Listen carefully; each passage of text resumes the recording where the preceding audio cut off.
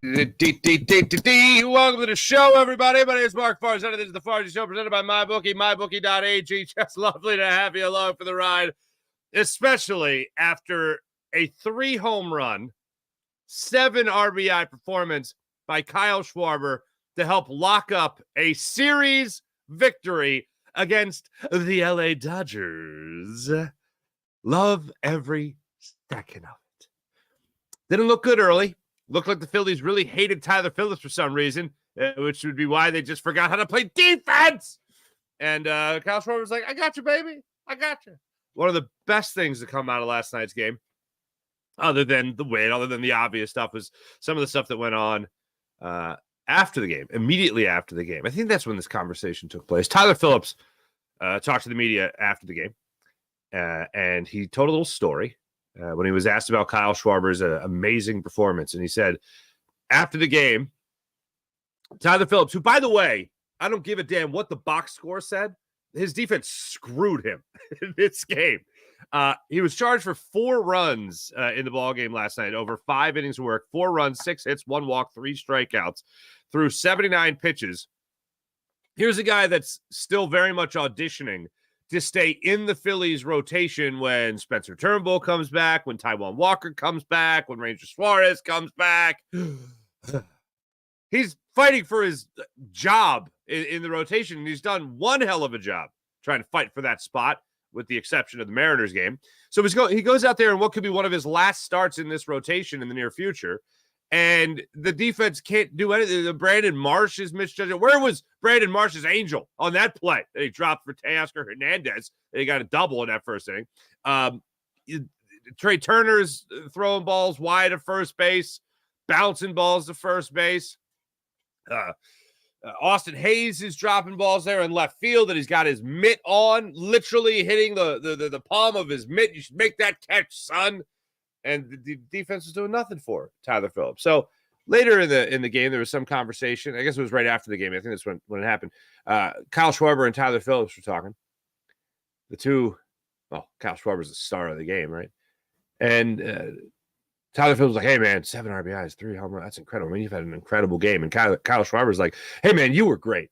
You know, don't let the run, don't let the defense get. Didn't say don't let the defense get to you, but he basically was like, don't let the bad things that happen during the game get to you. You pitched one hell of a game, and Tyler's like, oh, thanks so much, but you had an amazing game, like a historic game, like 7 RBIs is incredible. He's like, no, but you really kept us in the ball game. That was the point Kyle Schwarber was trying to drill home. You really kept us in the ball game, and Tyler Phillips is like, all of a sudden it was like we were arguing about who helped the team more, and we each had the other's back. Tyler Phillips was like, I'm throwing myself under the bus to help praise Kyle Schwarber and how great he is. And Kyle Schwarber's like, 3 home runs, 7 RBI game. To hell with that. Your 5 innings of work tonight were excellent. And you kept us in the game. And to Kyle Schwarber's point, I will say this. If you're a young pitcher like Tyler Phillips and you're going out there and you see Brandon Marsh, first off, you see a bad throw and a bad, just barely being able to hold the bag there by Bryce Harper.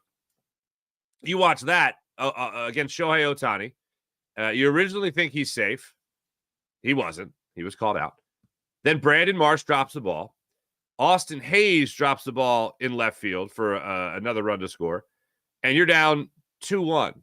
Schwarber got you the lead with a leadoff home run. By the way, the second consecutive time he's gone against Gavin Stone in the first inning leadoff home run. Did the same thing in the Dodgers series here in Philadelphia.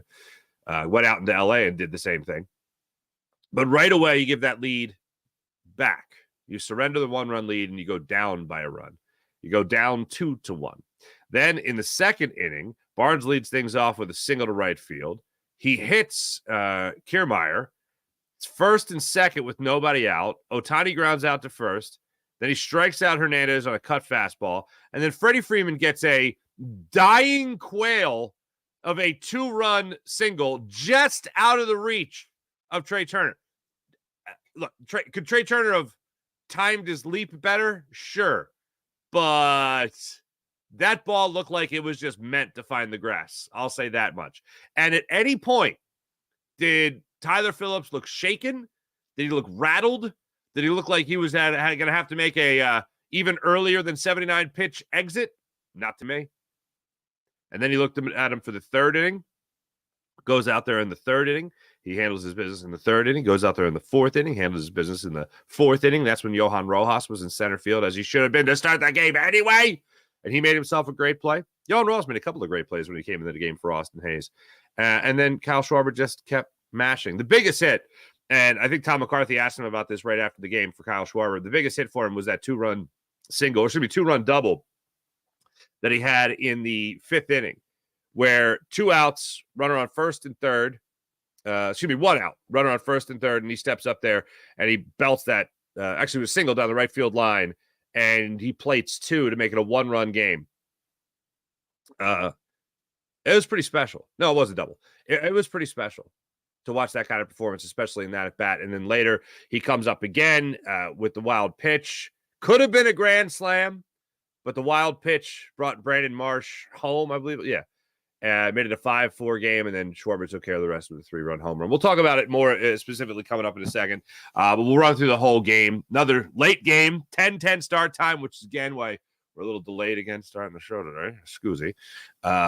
But it was one hell of a game. Really happy to see the Phillies win that one. This came on the heels in a sports day. This came on the heels of a story from Tim McManus of ESPN talking about last year. I read the story by Tim McManus. Number one, I love that Jalen Hurts called Wink Martindale. Number two, the relationship with Nick Sirianni and Jalen Hurts, certainly right now, which is all that matters, right now, seems to be good. There doesn't seem to be any animosity, any carryover. I reference it as like talking about concerns going into training camp, other than Cam Jurgens and Jalen Hurts getting on the same page, and Tyler Steen, whether or not he's going to be the right guard in the future and all that stuff. Will Vic Fangio's scheme work with his personnel? Are Jordan Davis and Jalen Carter ready for this responsibility without Fletcher Cox and all that stuff? Like, those are the main things. And then there's the off-the-field stuff that can certainly affect the on-the-field stuff. And I hate getting into it because it's drama. It feels like I'm watching Real Housewives, or I shouldn't say watching, walking by the living room, and my wife is watching Real Housewives. And she's just like, this is so good. This is excellent television. I'm like, they're rich broads yelling at each other. I don't find this amusing at all. Anyway, last year sucked. And I'm really trying to turn the page on that, just as someone following this and someone who still roots for this team to win. Saquon Barkley being signed, as I said at the time, really helps turn the page a little bit on last year.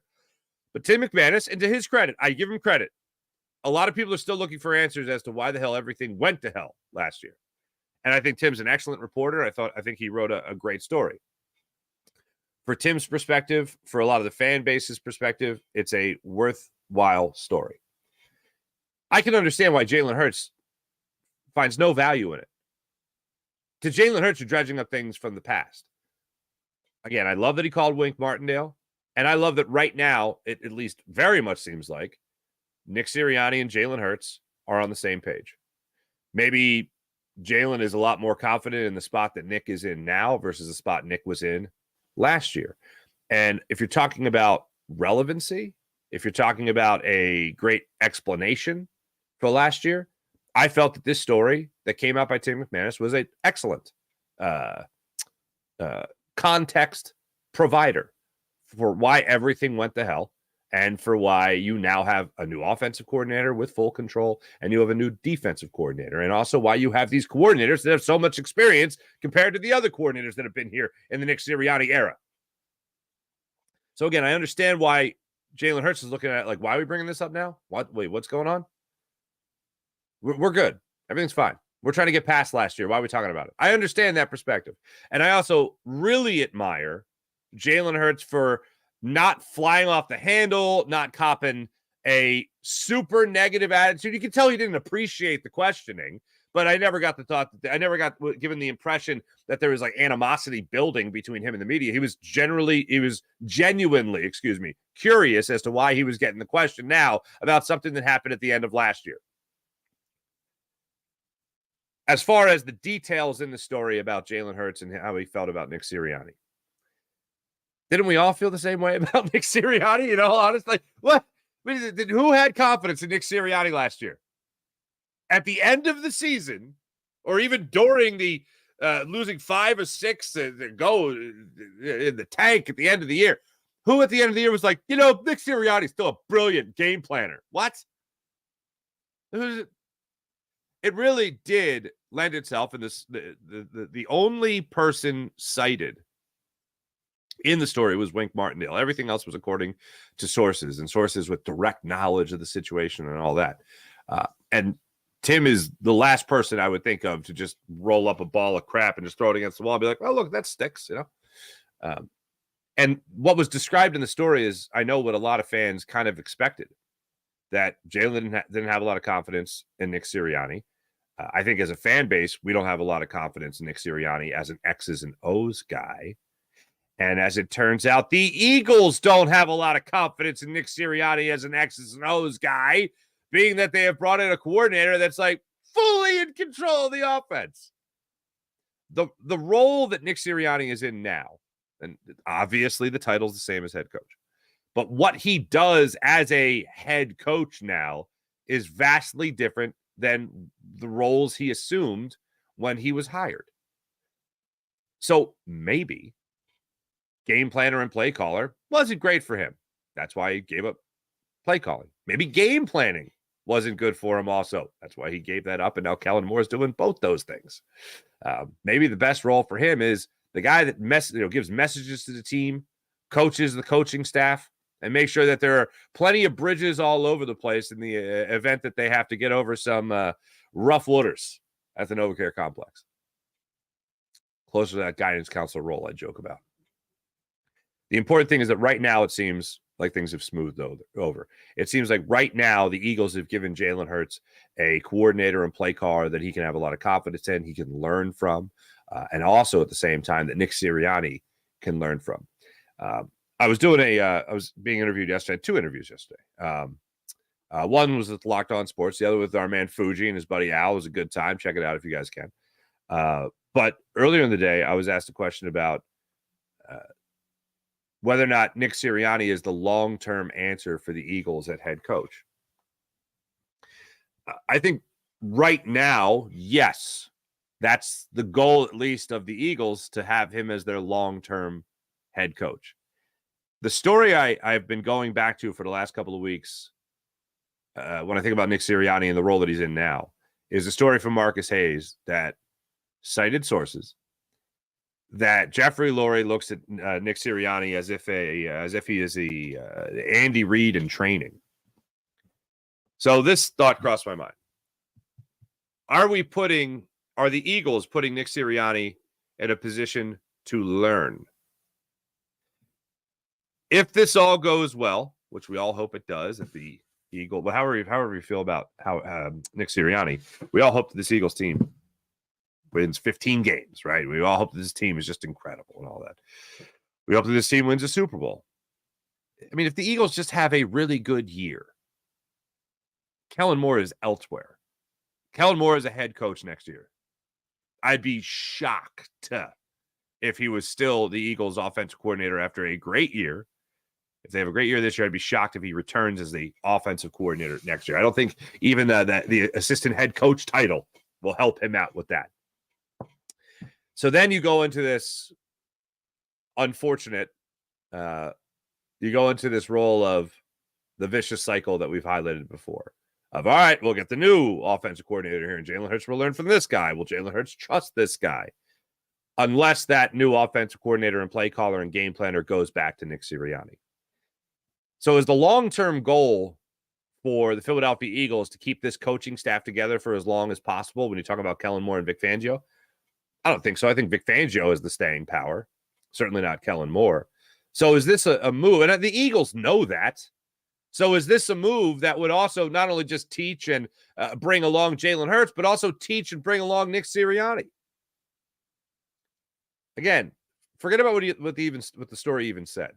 If I just asked you the question, do you feel the Eagles have confidence in Nick Sirianni's X's and O's ability?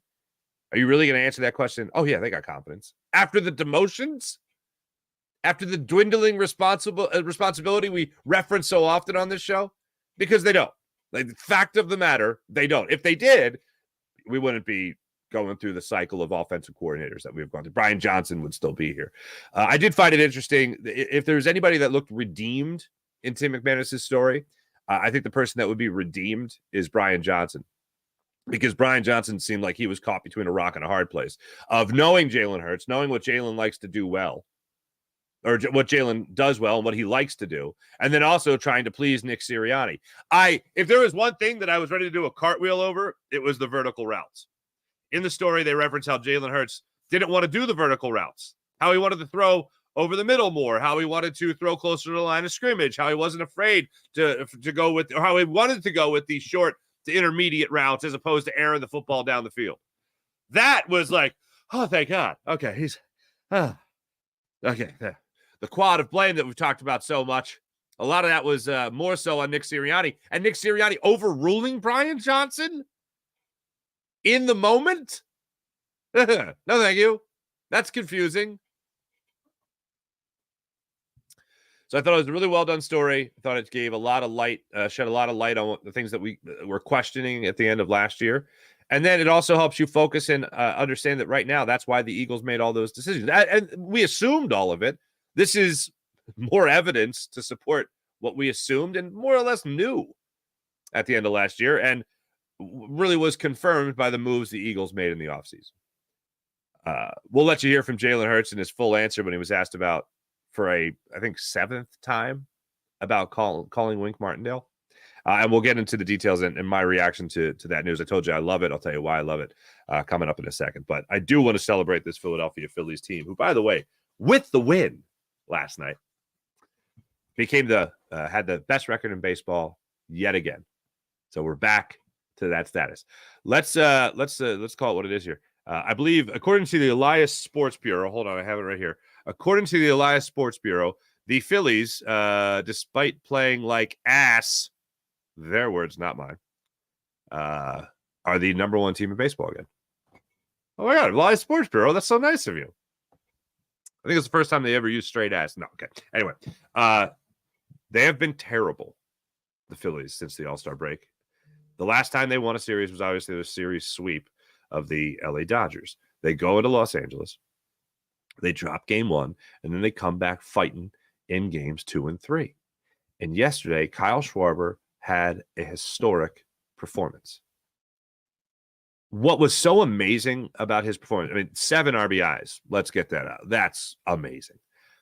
But a 3-homer game where he hit one to left field, right field, and then center field. We were doing the crossover postcast last night on the Locked On Sports Network with my man Pete Fox out there in Los Angeles, who does what I do in LA. And he was like, how do you even pitch to this guy? And I was like, I don't know, because the first pitch he hit was a sinker that he was just a tad late on, hence the opposite field home run. The next pitch was a cutter, I believe it was. A changeup, excuse me. It was a changeup that he was early on, hence pulling the ball down the right field line, 426 feet. And it was a 1-2 pitch, by the way. And then the last home run he hit in the 9th inning, when he got one more crack at it, he got a cutter that was also up middle of the plate, and he hit that 408 feet to center field. So it's like, wherever whatever pitch you give him, that home run swing is coming violently through the strike zone. Timing doesn't matter. The opposite field home run's kind of evidence of that. Smacking a changeup that far, this is pretty impressive. So I don't know how you were going to pitch to him. And then coming up with the 2-run single he had, a 2-run double he had in the 5th inning, that was something special. The 2-run double that he had that brought home Nick Castellanos and brought home Johan Rojas. Yeah. Put it like this. That's the hit that made me go, oh, they're going to win this game. Phillies are going to win this game. Johan Rojas being put into the game, that was huge as well. For some reason, the Phillies have this thing about Austin Hayes, that he is a everyday player. When they got him, they were talking about hitting left-handed pitching. I could see why. His numbers against lefties are fantastic. His numbers against righty are dog crap. Okay. So I could get why they thought he could hit left-handed pitching. The right-handed pitching thing. Can we stop, please? Can we stop? I know Dave Dombrowski said just after they made the deal that they were excited to get Austin Hayes because they know he can hit left-handed pitching and they think he can hit right-handed pitching too. And I thought, really? You think that, do you? You mean to tell me you traded Sir Anthony Dominguez and a guy who would get DFA'd about, 20 minutes after you traded him to the Orioles? You thought you were going to fleece the Orioles that bad? I know what I'll do. I'll give them Sir Anthony Dominguez, and I'll get a new everyday left fielder. No, that wasn't going to work. That wasn't smart. That was not smart.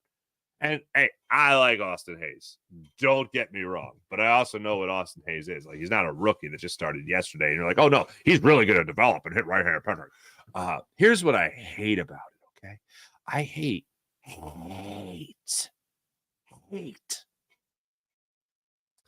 that Brandon Marsh has to play more center field. And I've defended Brandon Marsh more often than not. But if you have Johan Rojas in the dugout and he's still a young player and someone that can still develop, I wouldn't mind seeing him play more as opposed to less. And I wouldn't mind having Brandon Marsh in left field, a position that he seems a hell of a lot more comfortable in. And sure enough, after the debacle in the first inning, with Brandon Marsh missing a Teoscar Hernandez fly ball to left center field, the way it broke out yesterday was, first off, Kyle Schwarber goes up there, gets the leadoff home run, makes it a 1-0 game. They make Stone throw 18 pitches in the first inning. Not a bad first inning for the Phillies there to make him throw that many pitches. Then Ohtani grounds out to second. Harper's able to hold the bag. Hernandez goes up there, gets the double on the Marsh misplay. Freddie Freeman steps up, gets the single to center field. Hernandez then scores. Hernandez shouldn't even been on base, and now it's 1-0, run charged to Tyler Phillips. Kike Hernandez goes up there, works a walk on 7 pitches, first and second with 1 out. Lux goes up there, grounds into the 1-6 fielder's choice. Now 2 outs in the inning with runners on first and third. Miguel Rojas steps up there. He gets a single that was off the glove of Hayes in left field. Literally, the ball in his mitt. Drops it. Another run scores. He's credited with an RBI single. It's not an error because he went through the extreme lengths to try to get to the ball, went into the slide, and he couldn't come up with it. So it's a 2-1 LA Dodgers lead. Second inning, just a perfectly placed ball by Freddie Freeman. In all honesty, I think that was the one legit run that they had in yesterday's game, or should be the one legit hit that they had in yesterday's game. I should say 2 runs, because in that inning, you did end up giving up the single to Barnes. Kiermaier was hit by the pitch, so you allowed him on base for your own mistake there, to Tyler Phillips. And then Freddie Freeman, perfect place ball between short and left field, and that was that. Third inning, Hayes leaves the game. Pulls a hammy. He's got tightness in the hammy. They'll know more tomorrow, meaning today. That's what Rob Thompson said after the game. So Hayes goes out. They bring Rojas into play center field. They push Brandon Marsh over to left field. Also known as the way it should have been anyway. Okay? Johan Rojas, in the next inning, goes up there with 2 outs. Teoscar Hernandez hits a long fly ball, line drive. He hits a liner to the right center field gap. Johan Rojas closes that gap. I think they said it was 75 feet. Goes over there, makes a great catch, slams into the wall, and he gives the Mutombo no type of thing. Okay. Let's stay on that for a moment. Finger wags in Philadelphia sports history. Okay. Number 1, Dikembe Mutombo. Number 2, do you go Jalen Mills or do you go Johan Rojas? Who is second? Now, let me just stress this. Who is a distant second? Hold on. Let me stress it even further. Who is an extremely distant second from Dikembe? Hold on. Let me go back to it. All right, ready? Who is a, without question, obviously extremely distant, miles below number 1 finger wag Dikembe Mutombo? Who is fighting for a distant, extreme second place? Is it Jalen Mills or is it Johan Rojas? You tell me who had the better finger whack. So Johan Rojas makes that great catch in the fourth inning. They get out of that. They go into the fifth inning, and that's when the Phillies started to pick it up. Kyle Schwarber had his first RBI. He had the 2-run double at that point. He made it second and third RBIs of the game. He had the 2-run double, made it a 4-3 game. Sixth inning, Phillies really take care of the business. They get a little bit of a break here in the sixth inning. If you haven't seen this is worth going back to look at. So Hunter Wendelstedt, the home plate umpire in last night's game, of course, is at third base, umpiring the third base bag in last night's game. Bohm leads it off with a double down the left field line. Marsh then tries to lay down a bunt to have Bohm go from second to third. Miguel Rojas is at shortstop for the Dodgers. Kike Hernandez is at third. Hernandez approaches the ball. Kike Hernandez goes to field the ball, rightfully so. Miguel Rojas comes over from short to cover third base, rightfully so. Bohm goes into his slide to go into third while making contact with Miguel Rojas. Miguel Rojas clearly tags Alec Bohm out. However, Wendelstedt says, no. Defensive interference, can't block the bag. Bohm is safe on the play. Miguel Rojas' left foot came in contact with what it looked like to be the right foot of Alec Bohm as he went into his slide. Wendelstedt said, that's interference. You can't block the bag. Runner safe. Dave Roberts loses his damn mind, comes out, and he's like, whoa, I got to explain this to me. What's going on? You can't appeal it. You can't argue it. It's a judgment call by the umpire. Dave Roberts is out there. He's like, I just really need to hear the explanation. Tell me how this makes sense. And what it says, can't argue, see you later. Throws him out of the ball game. Throws Dave Roberts out of the ball game for that. I didn't think Dave Roberts was disrespectful. I thought he rightfully needed an explanation for what the hell happened. If the same thing happened to the Phillies, I would expect Rob Thompson to come fee-fi-fo-fumming out of the dugout and be like, what the hell just happened here? What is going on? Here's my ruling on it. Here's the way I look at it. He made the right call. Letter of the law, I believe he made the right call. X's and O's, just reading the rule and how he applied it, I think he is correct. However, special circumstances, if I'm not calling him out. I do feel like the Phillies got lucky on the call. For the way this call could have been made based on interpretation, I think he made the wrong call. I'm not complaining about it. I love that he messed it up. But letter of the law, I think he made the right call. But judgment, I think he made the wrong judgment, if you understand what that means. What that means is Miguel Rojas is a shortstop in this situation. If he was the third baseman, just fielding a lazy grounder to third, and he's in the way of Alec Bohm, then yes, absolutely defensive interference. The reason that I believe I would have called him safe out, is that Miguel Rojas is coming from shortstop. So how is he supposed to get to the third base bag? Like, isn't that the same lines as a catcher who can go into the base path as long as the throw takes him there? I think that's kind of the way this could be judged as well. That's why I feel like the Phillies are lucky on this. So Bohm is safe at first. Safe at third. Marsh is safe at first base. All is going right for the Phillies at this point. Dave Roberts gets tossed. You have a runner at first and third with nobody out. They take out Vesia. They bring in Joe Kelly. Joe Kelly allows a little dribbler by JT Realmuto to the right side of the infield, which ends up being the game-tying RBI on the ground out for JT. Anything JT Realmuto could do at the plate that's positive these days, I greatly appreciate. So he had a productive out that tied the game. It was on one pitch, too. So that went down. Then Nick Castellanos stepped up, worked a walk. It was first and second with one out. Stott went up there. He flew out to right field. Rojas worked a walk. They have a little mound conference with the bases loaded and 2 outs. Kyle Schwarber steps up there. And a wild pitch from Joe Kelly. He spikes it, allows Marsh to come in to score. Here's where I think the Dodgers really missed Dave Roberts. I don't think if Dave Roberts is still calling the shots, they're pitching to Kyle Schwarber, because with the bases loaded, you spike that ball at home plate by Joe Kelly. You have all the runners advance. You have first base wide open. You're not pitching to Kyle Schwarber if you have a brain. The Dodgers, fortunately, lost their marbles. They pitched to Kyle Schwarber. Kyle Schwarber gets that 1-2 changeup, and he belts it 26 feet, down the right field line for a 3-run home run and an 8-4 Phillies lead.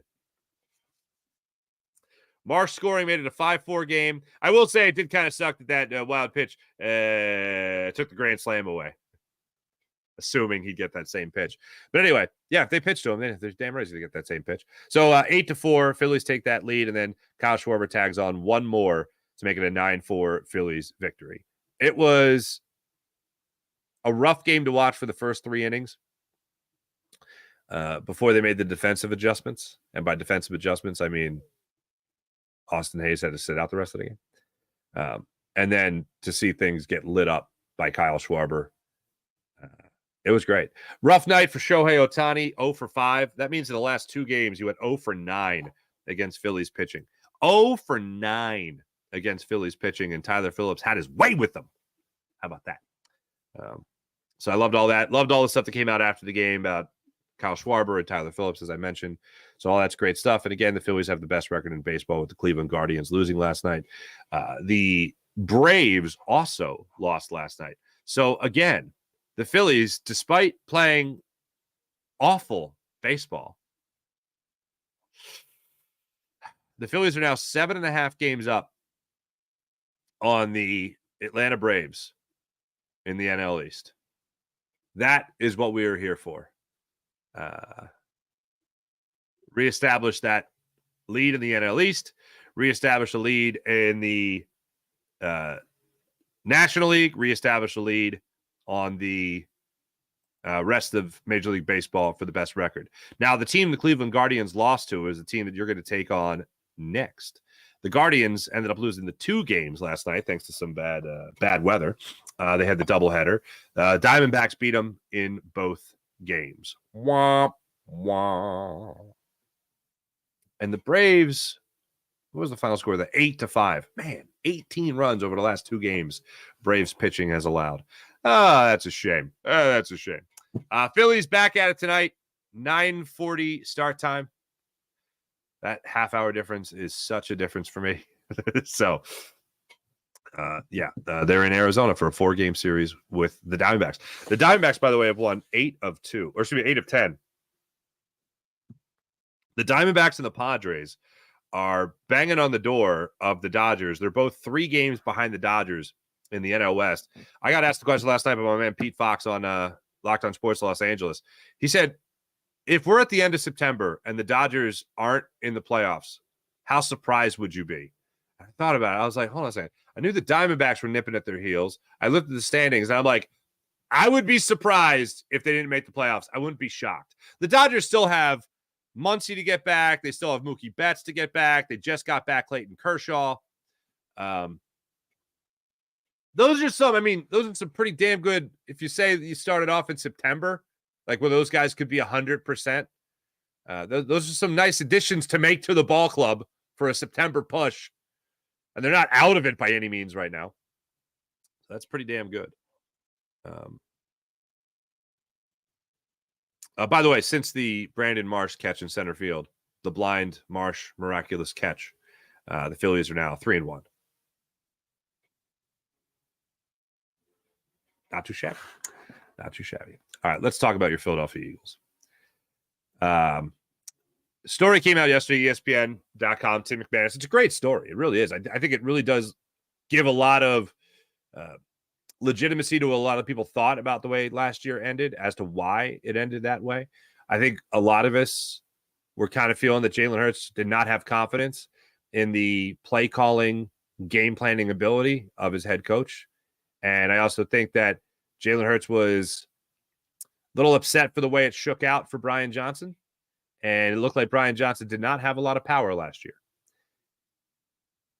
Jalen Hurts, if you remember, at one point last year was asked about Brian Johnson. And he gave a kind of a no-duh answer. It's like he's like, it was almost like he was shocked that he was being asked about Brian Johnson in a negative way. And he was like, everyone needs to realize that Brian Johnson, he's done this at the college level. He was a quarterback himself. He's a successful football mind. And he didn't come out and say, like, dude, this guy gets pushed aside by Nick Sirianni for Nick Sirianni feeling like his idea is the better idea. And look, he's the head coach, but you kind of want, if you're going to give the game or the play calling responsibilities to someone, give the play calling responsibilities to someone. So I felt like the story kind of legitimized a lot of people's opinion of what happened last year, an idea of what happened last year.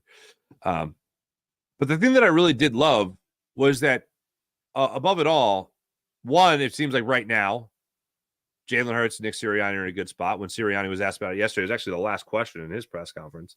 Your relationship with Jalen Hurts from last year to this year, how's it evolved? And he gave a great answer. He's just like, hey, look, every relationship has its ups and downs, and you're just constantly working on it, just like you would at the end of any season, regardless of how it ended. And he said the words, in a good place right now. That's all I can ask for. When it came to Jalen Hurts, the thing I absolutely loved was that he called Wink Martindale.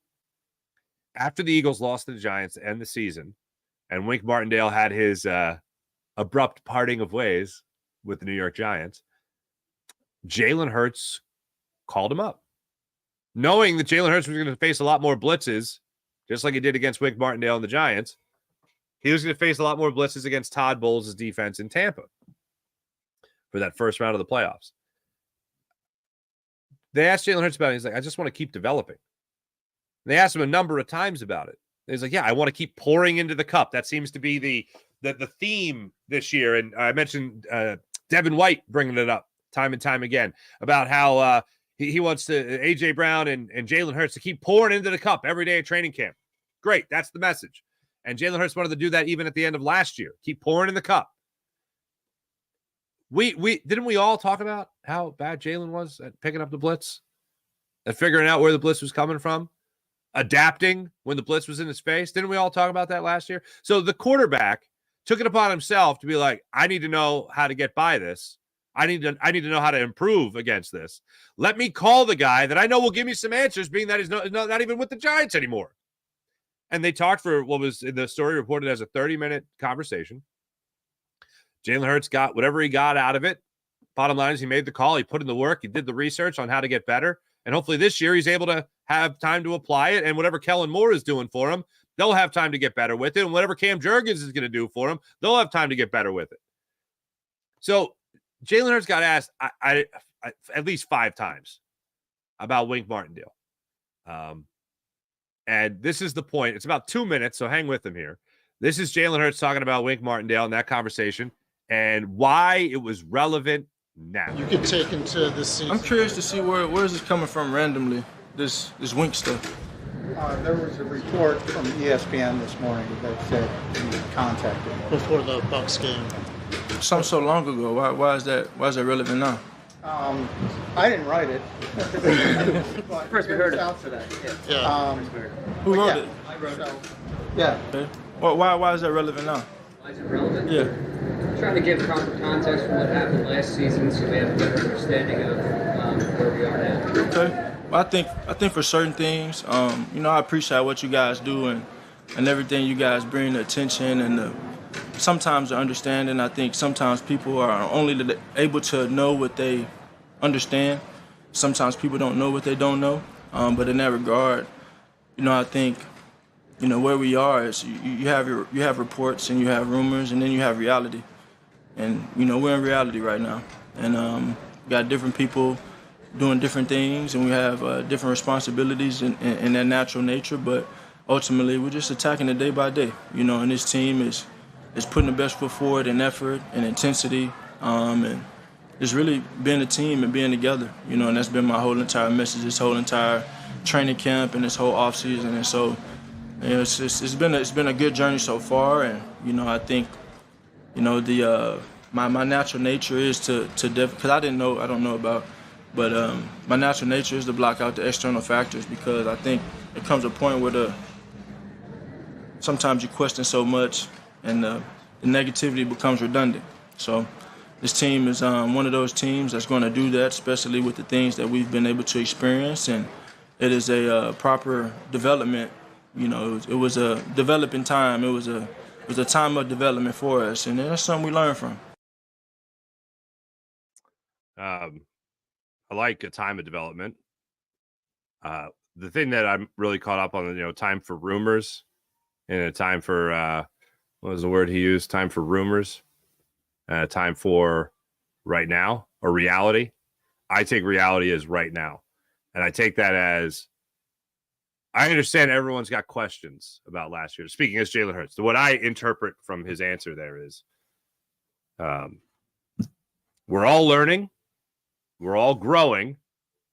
Last year was last year. This year is going to be this year. I am trying to get over the worst stretch of football in my professional career.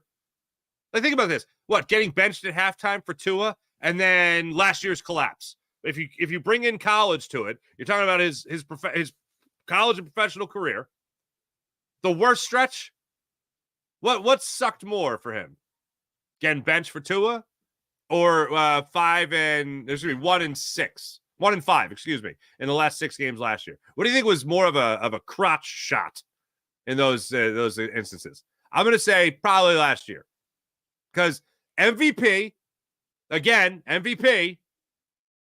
play the Niners, everything goes to hell. You don't know why it goes to hell. You know the head coach isn't helping because he doesn't know what he's doing with calling plays when he does call the plays, and game planning, and the consistency of doing the same thing because it worked. The MO that was brought up in the story was continue to do the same thing because don't fix what ain't broken. Jalen Hurts clearly wanted to make some adjustments in the offense, and Nick Sirianni was like, no, we're going to do this. It did not work. Everything fell apart after that. Whether it's defensive coordinators getting changed or defensive play callers getting changed, however you want to word it, it was everything shot to hell at the end of last year. Jalen Hurts trying to get past that. And from his perspective, I totally get it. I get why the story's relevant, and I get why Jalen Hurts doesn't want to talk about it. And to his credit, he talked about Wink Martindale. It sounded like to me he thought that was an off-the-record type of thing with Wink Martindale. I guess my assumption is that somebody told Tim McManus, well, he called Wink Martindale. And then Tim McManus, being a wise reporter that he is, called Wink Martindale himself and was like, did Jalen Hurts call you? He was like, oh, yeah, we talked to Jalen's great. And Wink Martindale's probably thinking, this is only going to make Jalen Hurts look better because he took the time to call someone that knew how to dial up blitzes against him so he could get better at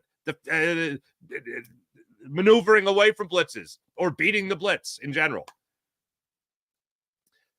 In Jalen's mind, he spent 6 months getting over it and getting ready for this season and doing everything in his power to make sure that he doesn't repeat the same mistakes he made last year. And the organization has made a lot of changes to make sure they don't repeat the same mistakes that they had last year.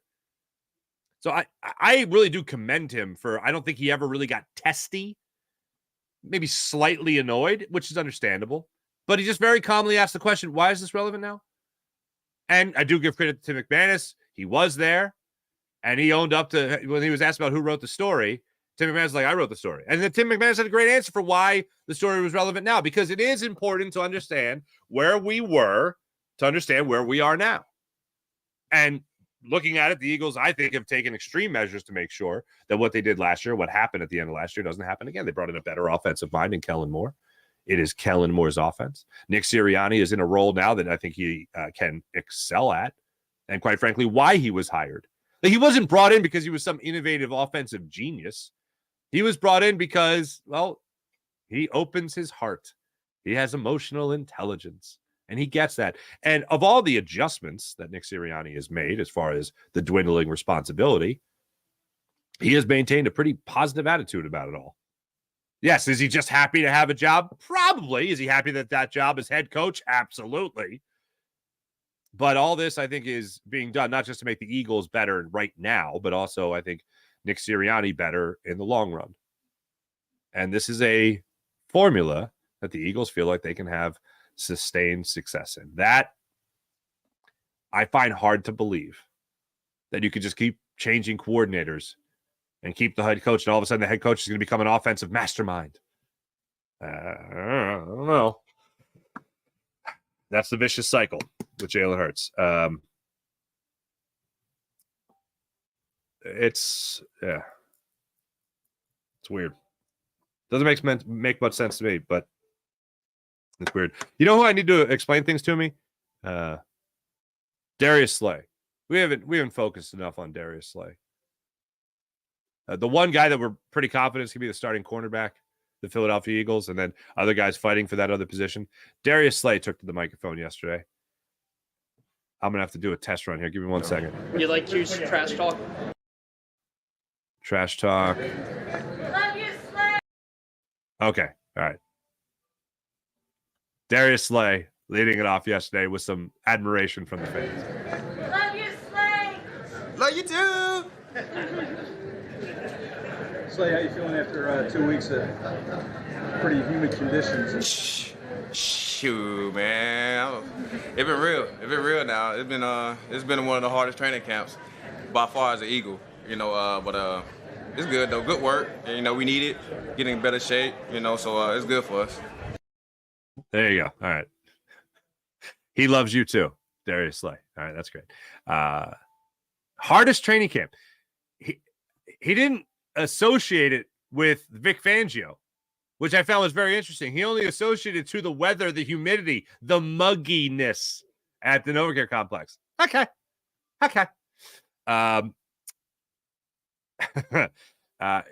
How about the rookie Quentin Mitchell? How you feeling about Quentin Mitchell and the trash talk though? You like to use trash talk? Oh yeah, I love cute trash talk. It's quiet and it's like chill. It's not even over exaggerated. It's not loud and nothing like that. He just go to him like, "Hey, you're locked up. Next, line it back up." So, I love Darius Slay breaking down somebody else's trash talk. He's chill. He's not too in your face. Like I would imagine Chauncey Gardner-Johnson is way in your face with his trash talk. I would imagine Quentin Mitchell is like a quiet, not silent, but a quiet assassin. Like the type of guy that just plants that seed in your brain. That route was trash. No, my route was great. You get back to the huddle, be like, was it trash? That's the way I imagine Quentin Mitchell's trash talk. That's his goal with his trash talk. I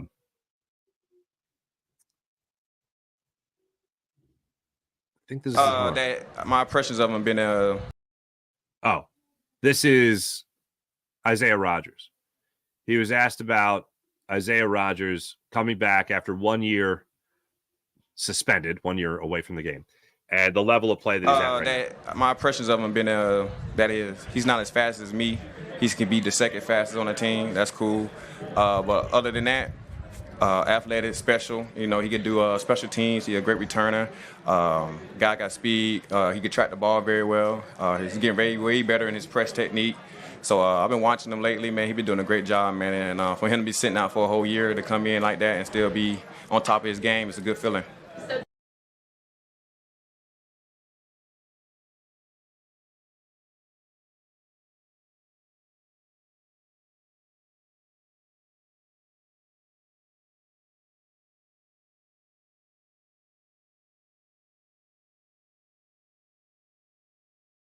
What the heck? There we go. All right, now we're off. He said later that I want to make sure I think I have the numbers right on this. Isaiah Rodgers said he's fastest. He can run a 4.38 40. And Darius Slay said if he runs a 4.38 40, I'm going to run a 3.4 I'm going to run a 4.38 40. He said he's going to run that. I'm going to run a 4.37 40. Yeah. All right. So that's the good vibes there. That's some good vibes. That's the good vibes there. Darius Slay always setting the good vibes. Eagles play a football game tomorrow, folks. I would love to see the starters play. Not just because I miss seeing Jalen Hurts play football. Cam Jurgens, Jalen Hurts on the same page. Kellen Moore in Jalen Hurts' ear. I want to see that work in a stadium environment. Defensively, Vic Fangio calling plays into a start. I want to hear that. I want to see that all come to fruition on the football field for these new coordinators. I don't need to see 2 series even. I just want to see it. Just go out there and play a little bit. Let that be the first time you're hearing your new coordinators. Let that be the first time Kellen Moore, Jalen Hurts and Cam Jurgens are going to show that they're on the same page with everything. Just a minute. I don't need Jalen Hurts dropping back and throwing deep balls or anything like that. Just a little bit, a little taste. Give me a little taste of what that's going to look like for the upcoming season. Then they got joint practice coming up with the Patriots. And in case you haven't heard, joint practices, folks, are like games. But it's a more controlled environment. Just would like to stress, the joint practice is like a game. Annoys me almost as much as a screen pass being an extension. It's like a run play because it's an extension of the run. Yeah, okay. Anyway, that's where we're at right now. Let me tell you about the great people at the Game Time app. You know, the Phillies, they got 4 games left on the road against the Arizona Diamondbacks before they come home.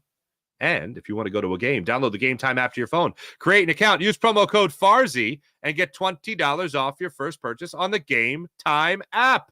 You want to go to the game? Want to go to the concert? Want to go to the comedy show? Download the Game Time app to your phone, create an account, use promo code FARZI, get $20 off your first purchase. Let's say you want to go to a concert or a comedy show, and you want to save a couple of bucks but still see that headliner. The Game Time app sells tickets an hour after the event starts for mega huge Kajunga savings. So you want to go see that opening act? Miss the middle, might miss the opener. You miss the opener, but you'll save money and see that headliner. Not too bad. Not too bad at all. Plus, you could view your seat before you buy it, so you take the guesswork out of buying tickets with the Game Time app. And how about the Game Time guarantee? If you find tickets in the same section, same row, for less money elsewhere, Game Time app will get you back at 110% of the difference. That's the Game Time guarantee. So download the Game Time app to your phone, create an account, use promo code FARZI, get $20 off your first purchase with the Game Time app. Terms apply. How about PHL Sports Nation? Philadelphia Sports Nation, enhancing your Philadelphia sports fan experience across all social media and blogs. That's phlsportsnation.com. Let's get to the chat check. Hold on. We got, do we have a tweet? Do we have a post via Twitter? We don't have many of those throughout the program.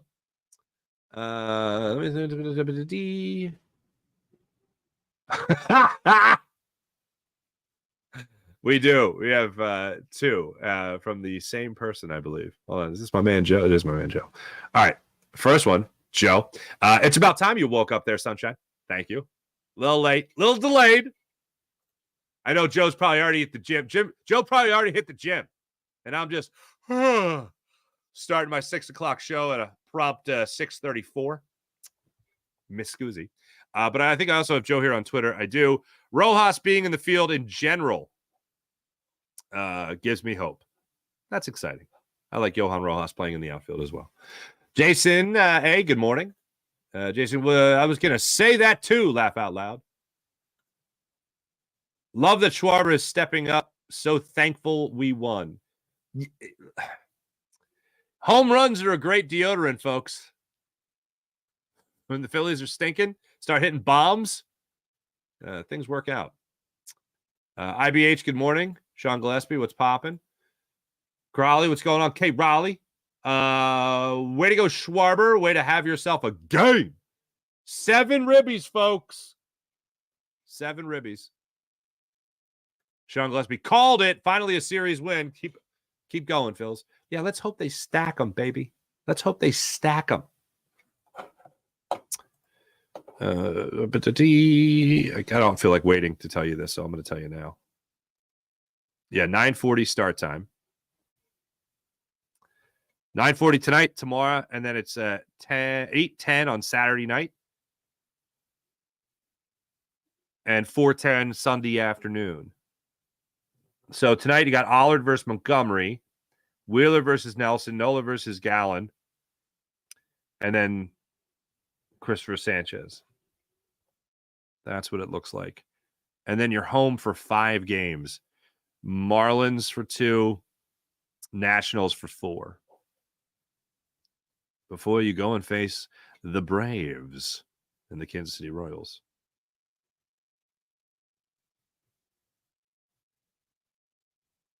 That's the first, those 3 games are the first 3 games of a 7-game set against the Braves in August. Yeah. By September 1st, they play the Braves September 1st at 7 o'clock. That's their last game against the Braves. They have 7 games against the Braves in the very near future. James Alexander, what's going on? April. Good morning, April. Hoping they keep this momentum. Absolutely, April. Schwarbombs and Hoagie Fest. Let's go. Fuji, good morning, Mark, and good morning, folks. Happy Thursday. Phillies 2 in a row. You win tomorrow. That's a winning streak. It has happened before. P Toilet. Great name. All caps. You look like Nick Sirianni. Thank you. Welcome to the party. You're a little late, but there's still some chips. There's still some chips left. I do look like Nick Sirianni's bald younger brother, because I am younger by 1 year. Still don't have confidence, Sirianni, says Gillespie. Look, if you wanted Sirianni to have less power, he's got less power. Sirianni will always be a yes man, no way around it. Moore, I think, is going to add some life to this solid offense. I hope so. Jason, of course it's raining as soon as I try to bike to work. Ah, Jason. Jason. April, be safe, Jason. It's ugly.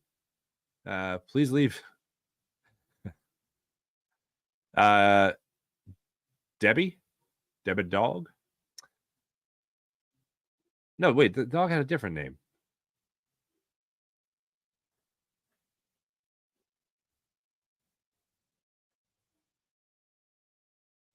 Nala was the name of the dog. Bang. Nailed it.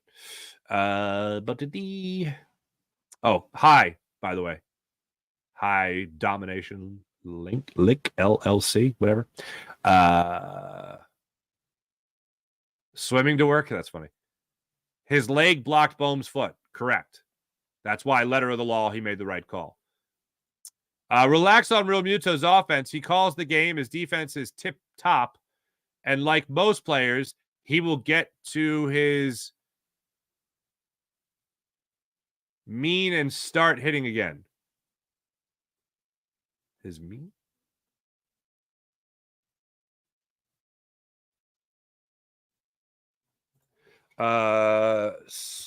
Slagger 57. I think the answer, why is it relevant, is exactly what you just said, Farzy. The collapse is like nothing I've ever seen in my by an Eagles team. They were a contender and turned into a bum squad. Yeah.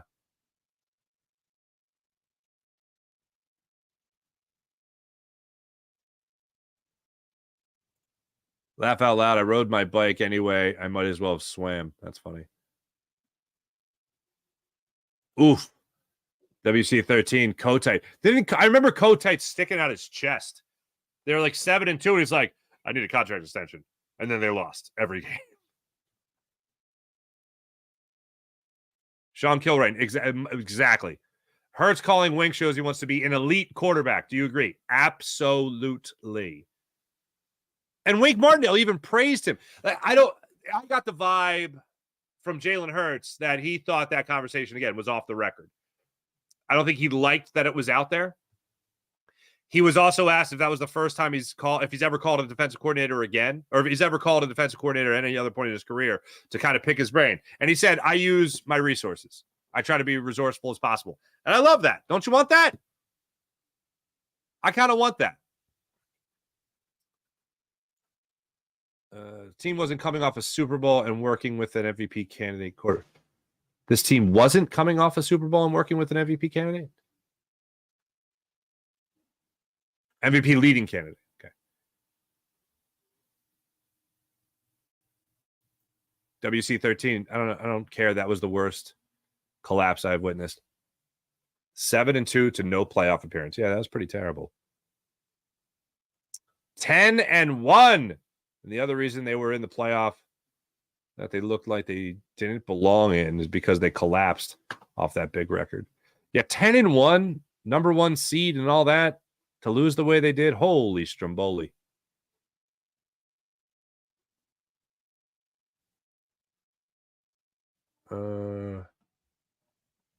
They lost to a litany of bums.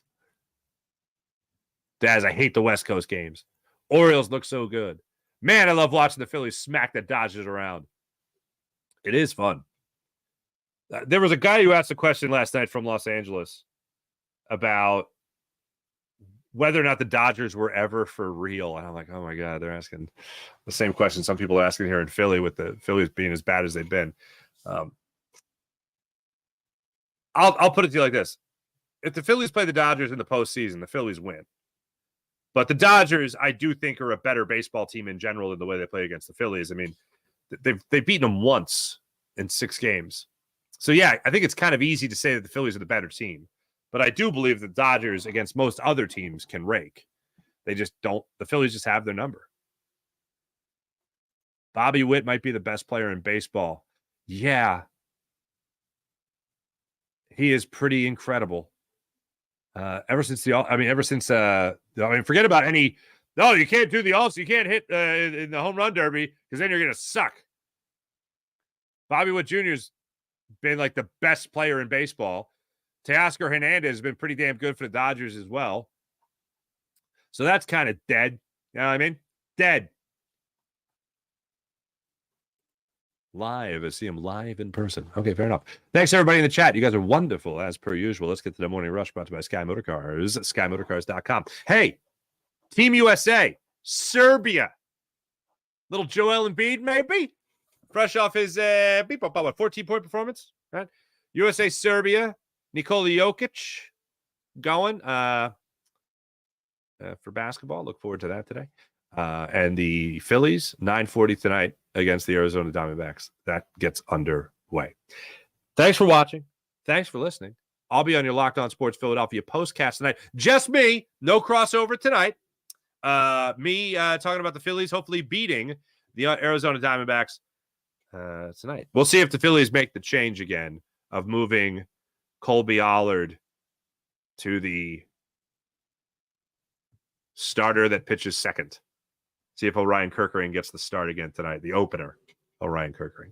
See if that's the way it plays out. Thanks for watching. Thanks for listening. My name is Mark Farzetta. This right here is the Farzy Show presented by MyBookie, mybookie.ag. Thanks, everyone. Don't forget about Sky Motorcars, SkyMotorcars.com. Check out Brett's amazing inventory at SkyMotorcars.com. Once again, make sure you like and subscribe to the Farzy Show YouTube channel. Make sure you like and subscribe to the Locked On Sports Philadelphia YouTube channel. And make sure you like and subscribe to the Jacob Media YouTube channel also. Thanks for watching. Thanks for listening. Have a great rest of your day, everybody. Stay dry. And just remember. Love you, Slay. Love you too. There we go. Have a great day, everybody.